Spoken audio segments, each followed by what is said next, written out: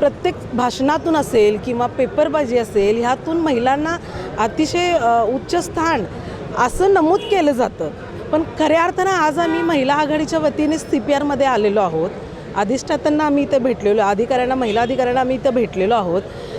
पैशासाठी काही किरकोळ रुपयांसाठी स्त्री भ्रूण हत्या केली जाते, मुलीला चिरडलं जातं, असे अनेक गुन्हे आज बाहेर आलेले आहेत. पण त्याच्यावरती कडक शासन केलं जात नाही.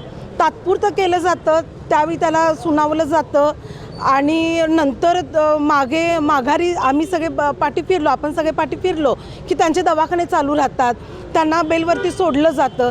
असे अनेक गुन्हेगार आज फिरत आहेत, मोकाट फिरत आहेत आणि ह्याच्यावरती वचक बसणं खऱ्या अर्थानं गरज आहे. अशा प्रकारचं एक निवेदन आम्ही इथे CPRला अधिकाऱ्यांना, प्रशासकीय अधिकाऱ्यांना दिलेलं आहे.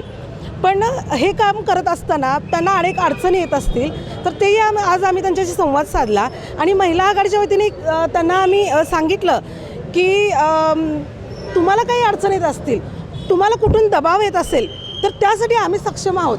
महिला आघाडी ही त्या नराधमांना पायाखाली चिरडतील, त्यांना फाशीची शिक्षा झाली पाहिजे अशी कळकळीची इच्छा असते. आज आम्ही अनेक व्हिडिओ बघितले, डोळ्यात पाणी येतं, एक आई म्हणून मन हेलावतं. मग अशा नराधमांना आपण का मुकाट सोडतोय? स्त्री भ्रूण हत्या करताय, मग पुढे आई कशी मिळणार? आपले वंश कसे वाढणार? आपल्या आई, माता, भगिनी ह्या आपल्याला बघायला मिळणार नाहीत.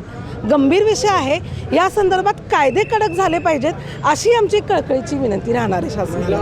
यापुढे अग्रेसिव्ह असेल या विषयावर? मी तेच आता बोलले ना की ॲग्रेसिव्ह म्हणजे तुम्ही आम्हाला सांगा तुम्हाला काय मदत लागणार आहे, असं मी प्रशासकीय अधिकाऱ्यांना सांगायची वेळ आली आहे. खरं तर हे त्यांचं काम, पण त्यांच्याकडून होत नाही आहे किंवा त्यांच्यावर काही दबाव आहेत का अशी आज आम्ही एक बघितल्यानंतर आम्हाला लक्षात आलं.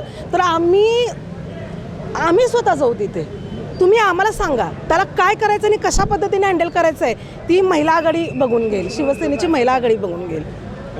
धन्यवाद. बाळ, फ्रीजमधून श्रीखंड काढ ना. आम्ही पूर्वी घरीच बनवायचो श्रीखंड, त्याची चवच वेगळी होती. आता काय सगळं रेडीमेड. आजी, हे श्रीखंड खाऊन बघ. आज तुझ्या आईनं घरीच बनवलं की काय?